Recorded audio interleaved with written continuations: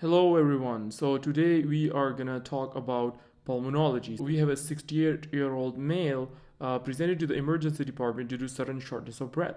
It is associated with chest pain that is exacerbated by inspiration.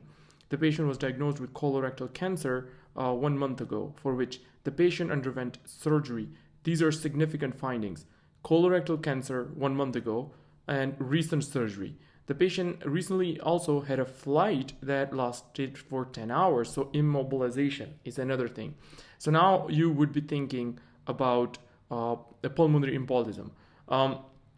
Prior medical history is hypertension and type 2 diabetes. Vitally, the patients have blood pressure of 100/70. There is tachycardia. That's another thing that suggests that this could be a pulmonary embolism, sinus tachycardia. So, and respiratory rate of 25, which is tachypnea, which is another thing that is associated with pulmonary embolism. Examination findings are unremarkable with no murmurs or abnormal heart sounds. ABG shows pH of 7.55, which is high, so that's alkalosis. PCO2 is 27, so that is low. Below 35 is low, so that is your respiratory alkalosis. That's because of the tachypnea, so the patient is losing a lot of PCO2. The patient is kind of exhaling. HCO3 of 24, which is normal, so that means it is respiratory alkalosis that occurred in this patient because of the tachypnea. And this is a common ABG abnormality that you will see in pulmonary embolism. Which of the following is the most common ECG abnormality that is likely to be seen in this patient due to his current condition? Current condition referring to pulmonary embolism. Now, so something is used for pulmonary embolism clinically, and that is the modified well score. Modified well score or criteria. If it is greater than 4, then it is considered PE likely, and you immediately start the management. Start the anticoagulants, and then starting anticoagulants, and at the same time also starting to do CTPA, CT pulmonary angiography. So that is going to diagnose your PE.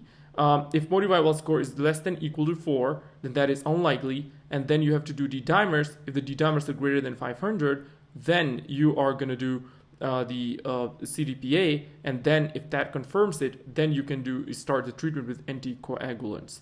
Here, this patient has 1.5. So let's talk about which things are which things would make the well score greater than 1.5 in this patient, greater than 4 in this patient.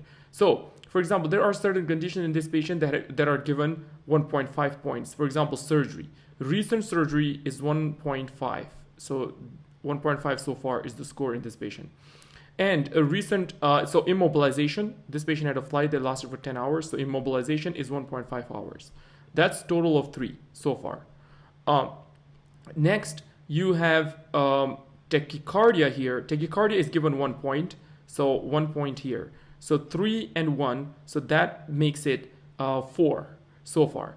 And then cancer. Cancer is also given 1 point. So 1 point for cancer. Remember, for tachycardia, it is 1.5. So for tachycardia is 1.5. So remember, cancer, 1 point. If this patient had hemoptysis, that would also be 1 point. So 3, 4.5, 5.5. So this patient has a score of 5.5. So that is definitely looking like it is pulmonary embolism. Now, so what will be the most? Remember, you have to look at carefully at the question. Most common ECG abnormality. So most common is sinus tachycardia. This is the answer. Now, most people will get confused, and they will say S1Q3T3. So remember, this is the most specific finding. It is not the most common. It is the most specific.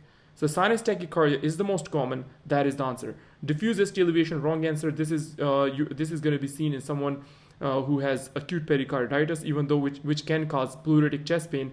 But the rest of the scenario, the well score, it's pretty in line with pulmonary embolism diagnosis. Delta wave, wrong answer. This is going to be seen in someone who has Wolff Parkinson White. Irregular rhythm with no P waves is atrial fibrillation, which is not seen here in pulmonary embolism.